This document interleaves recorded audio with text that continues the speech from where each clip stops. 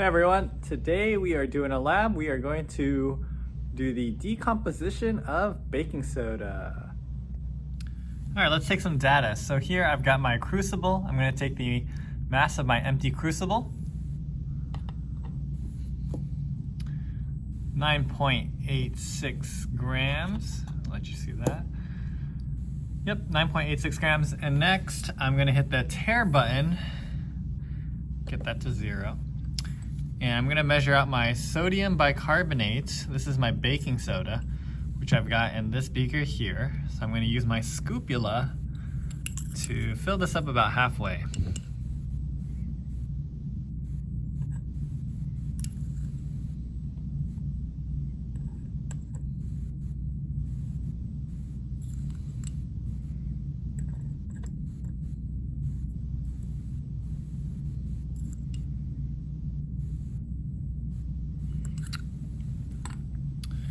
All right, let's go with that. About 4.43 grams of my baking soda. All right, next I am going to place this on a triangle, and I'm gonna heat it up using my Bunsen burner here. And I'm gonna speed up that process, but we're gonna heat it up for about 5 to 10 minutes here.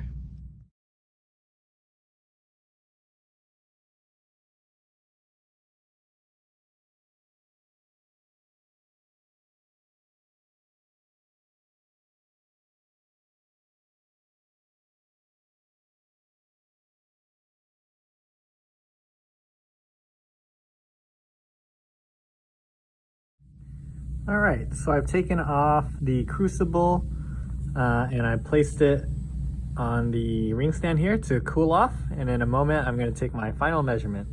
All right, my crucible is cool enough to touch here, so I'm going to take it over to my scale. And so this is the final mass of my product. This is the crucible plus the final product, which is actually the sodium carbonate. Sodium carbonate, and that's 12.66 grams.